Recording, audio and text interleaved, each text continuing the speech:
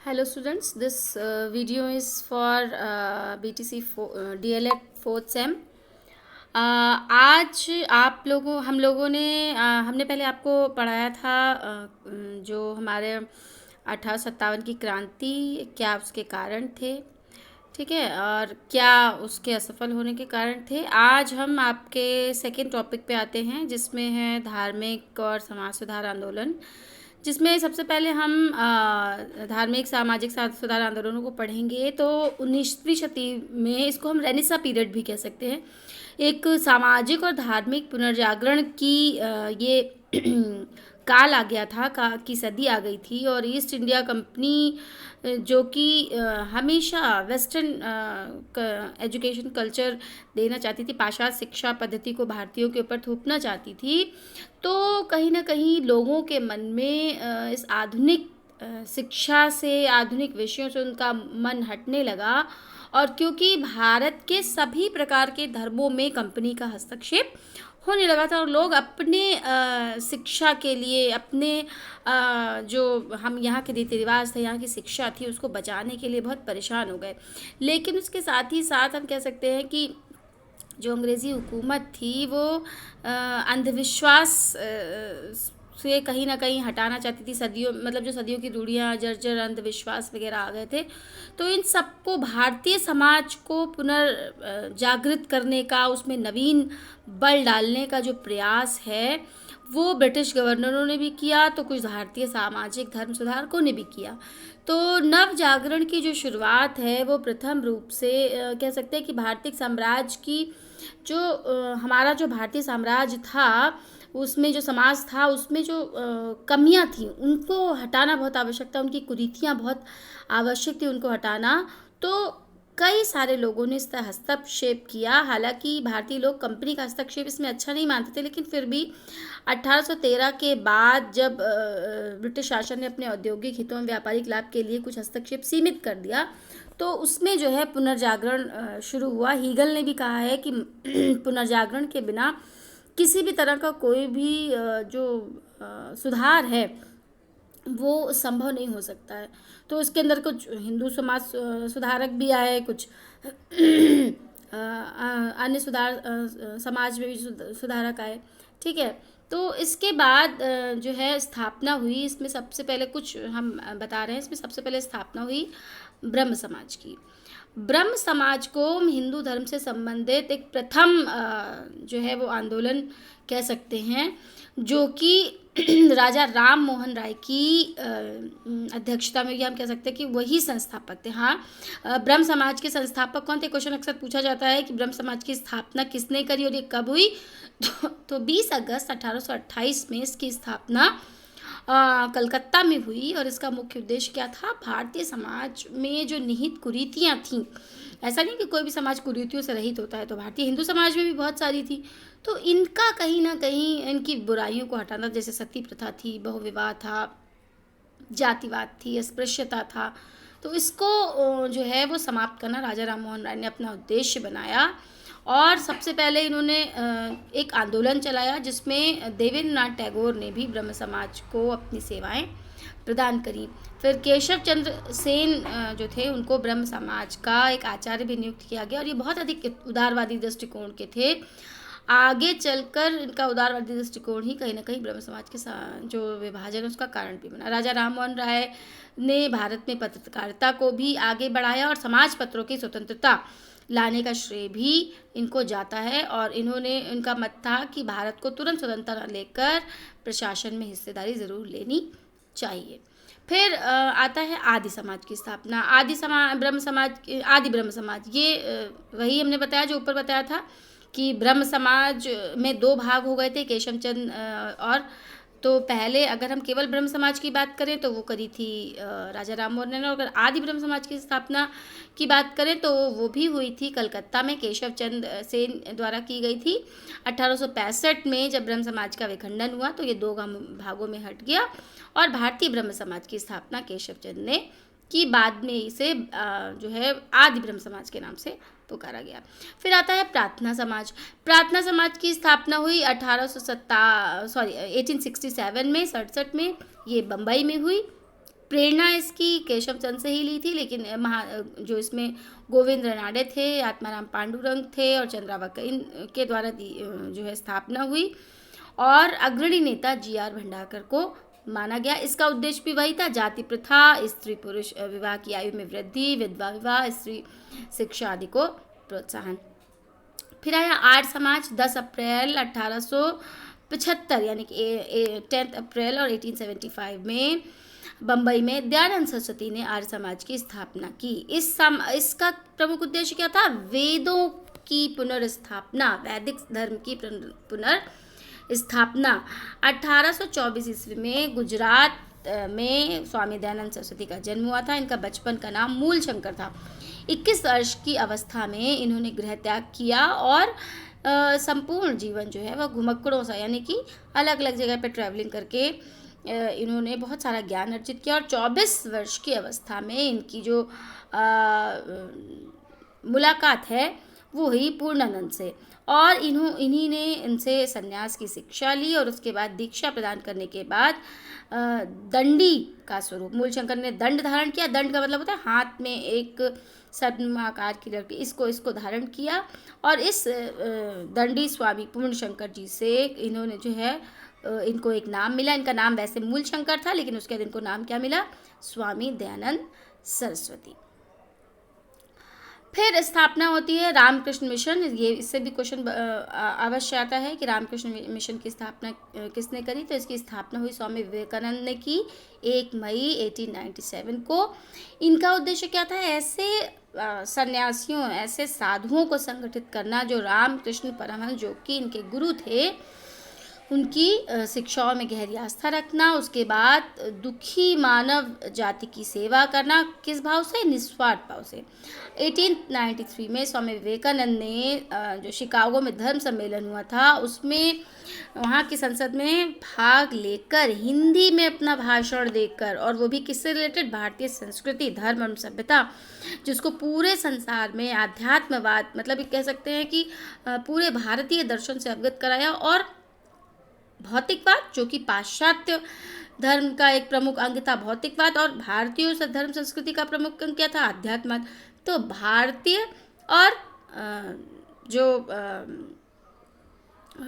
क्या बोलते हैं, पाश्चात्यवाद था, उसमें भौतिकवाद और आध्यात्मवाद के बीच में एक संतुलन बनाया और बनाने के लिए कहा। इन्होंने कहा कि एक ऐसी संस्कृति की स्थापना की जाए जो संपूर्ण विश्व को शांति, सुरक्षा प्रदान कर सके।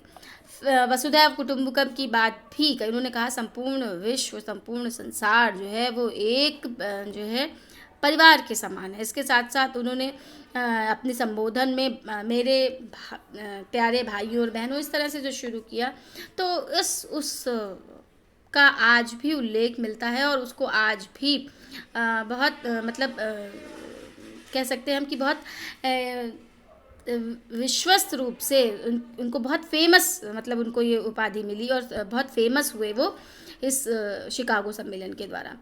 और उन्हीं के जाने के बाद संपूर्ण विश्व में भारत की जो एक अमिट छाप थी, उसकी संस्कृति की जो विद्वता की जो एक कह सकते हैं प्रथम श्रेणी की विद्वता जो स्थापित है, वो आज तक स्थापित है। फिर आता है next theosophical society. Theosophical society की स्थापना 1875 में हुई थी, न्यूयॉर्क में माना जाता है। और जो संयुक्त राष्ट्र संघ में हुई वो न्यूयॉर्क में हुई 1875 में। 1886 में भारत में चेन्नई में हुई, अड्यार नामक जगह पर। और जो वहाँ पर स्थापना हुई थी न्यूयॉर्क में, तो मैडम हेलेना थी, कर्नल हेनरी स्टील ऑलकॉट के द्वारा हुई। जो यहाँ पर उसके बाद जब यहाँ पर जो गतिविधियाँ थी भारतीय थियोसॉफिकल सोसाइटी को चलाने की, वो एनी बेसेंट को दी गई। फिर आपका आता है जो यंग बंगाल आंदोलन। हालांकि इम्पोर्टेंट नहीं, लेकिन फिर भी आपको जानना चाहिए कि इसकी स्थापना हेनरी विलियम डिरोजियो ने की। डिरोजियो ने 1809 से 1831 में बंगाल में। इसका भी प्रमुख जमींदारों पर जो अत्याचार किए जा रहे थे, प्रेस की स्वतंत्रता, सरकारी नौकरियों में भारतीयों को जो है ऊंचे पद दिलवाना। Anglo Indian Derozio Hindu college के ये जो अध्यापक थे और महान फ्रांस की क्रांति से बहुत ही प्रभावित थे। तो हिंदू धर्म में जो समाज सुधार हुए ये हुए। उसके बाद आता है हमारा मुस्लिम धर्म में, क्योंकि सभी धर्म में कुछ ना कुछ कुरीतियाँ थीं और व्याप्त हैं। तो अलीगढ़ आंदोलन की शुरुआत हुई। इसकी शुरुआत उत्तर प्रदेश से हुई थी। इस आंदोलन के संस्थापक, मुस्लिम धार्मिक आंदोलन के संस्थापक सर सैयद अहमद खां थे। इसके अलावा इसमें जो प्रमुख नेता थे वो थे नज़ीर अहमद, चिराग अली, अल्ताफ़ हुसैन, शिबली नुमामी। तो सर सैयद अहमद खान ने 1839 यानी कि 1839 में ईस्ट इंडिया कंपनी में जो है वो नौकरी करी, कंपनी की न्यायिक सेवा में कार्यरत रहे और 1857 में जब विद्रोह हुआ तो उन्होंने कंपनी का साथ छोड़ दिया और सेवा नहीं, उन्होंने 1857 में विद्रोह में कंपनी का साथ दिया, सॉरी। और उसके बाद 1870 में उन्होंने अपनी एक पुस्तक डब्ल्यू हंटर में इंडियन मुसलमान कह सकते हैं, उसमें एक सलाह दी गई और उन्होंने उसमें लिखा कि अपने मुसलमानों को समझौता करके अपने कुछ रियायतें देकर अपनी ओर मिलाएं, तो इस तरह के समाज सुधार हो। लेकिन उन्होंने कहा कि शिक्षक को मुस्लिम धर्म में शिक्षा की बहुत आवश्यकता है और इसीलिए अलीगढ़ मुस्लिम विश्वविद्यालय की स्थापना भी की गई कि शिक्षित होकर ही हम जो है वो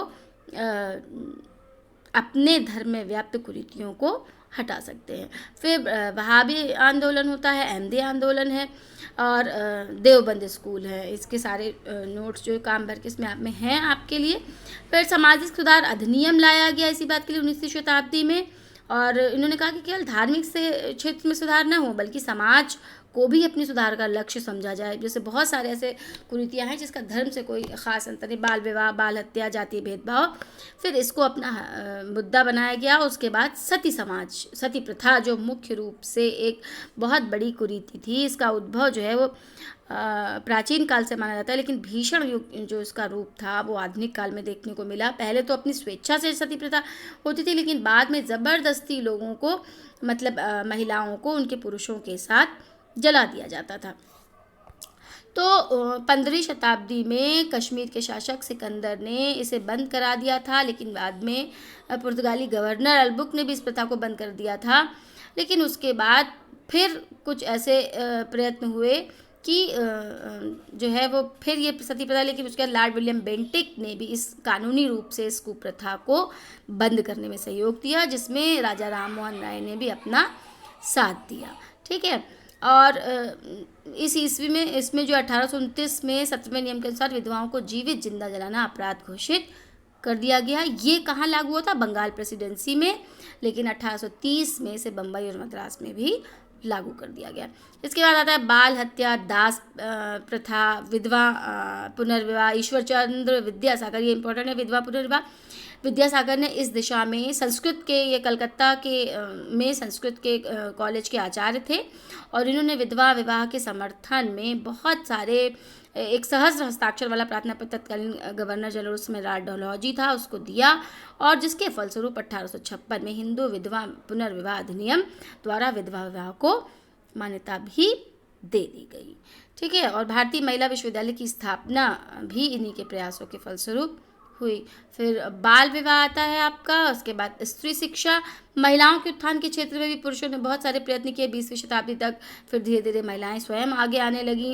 1926 में अखिल भारतीय महिला संघ की स्थापना हुई और 1956 में हिंदुत्व अधिकार अधिनियम में व्यवस्था की गई कि पिता की संपत्ति में पुत्र के साथ पुत्री का भी बराबर का जो है वो साथ होगा, मतलब बराबर का अधिकार होगा। फिर धीरे धीरे जातीय वैकल्प में उच्च वर्ग में संपन्न हिंदुओं को ईसाई धर्म में परिवर्तित करने में कई सारी बाधा आती रही। तो ये जो एनी बेसेंट थी, कहीं ना कहीं मिशनरी चलाए गए, समाज सुधार चलाए गए। जाति प्रथा के लिए बहुत सारे ऐसे आंदोलन चलाए गए जिसमें कि गांधी जी ने भी इसमें बहुत महत्वपूर्ण योगदान दिया। जो उनकी हरिजन पत्रिका थी उसमें भी उन्होंने 1932 में हरिजन सेवक संघ नाम की एक संस्था की स्थापना कर पत्रिका भी चलाई, जिसमें जो है हिंदी जो भी यहाँ भारतीय लोग थे उसमें छुआछूत को एक कह सकते हैं गलत दृष्टि से देखा गया। और उसके बाद धीरे धीरे एक ऐसी स्थापना की गई कि भारत जो है वो जाति और प्रथा से दूर रहे। इन आंदोलनों का परिणाम क्या हुआ कि लोगों में, भारतीय लोगों में, भारत के मन में मतलब लोगों के मन में आत्मविश्वास, आत्मसम्मान, राष्ट्रीय भावना का विकास हुआ और साथ ही साथ नैतिकता का भी विकास हुआ। कहीं ना कहीं हिंदू और मुस्लिम काफ़ी एक दूसरे के, जो अंग्रेज़ों के समय में एक बड़ी खाई पड़ गई थी, उसको दूर करने में कुछ न कुछ इसने सफलता प्राप्त करी। और उसके बाद में कुछ ऐसे ऊंची जाति के हिंदू भी, हिंदू मुस्लिम सिख ईसाई, बहुत सारे लोगों ने उसको बांट भी दिया, लेकिन फिर भी कुछ निश्चित सीमा, मतलब कुछ तो काम हुआ, लेकिन फिर भी अतीत को देखने के बाद हम ये कह सकते हैं कि स्वर्ण युग हम लोगों ने खोजा, लेकिन फिर भी कुछ ऐसी कुरीतियाँ रहीं जिससे चार धर्मों में भारत जो है जातियों में बट ही गया। ऊंची जाति और नीची जाति इसमें भी बट गया। सुधारकों ने मध्यकालीन के इतिहास को अवनति काल के रूप में देखा था। इसके अलावा ये जो कुछ पॉइंट जो हम इसमें लिखे हुए हैं धार्मिक संस्थाओं में, इसको भी आप पढ़ लीजिएगा। और इसके सन वगैरह करके सब पूछा जाता है कि अहमदी आंदोलन की स्थापना किसने करी, देव समाज की स्थापना किसने, भारतीय राष्ट्रीय कांग्रेस। तो ये सारे इसमें इम्पॉर्टेंट चीज़ें हमने आपके नोट्स के साथ और इस वीडियो के साथ डाल रहे हैं।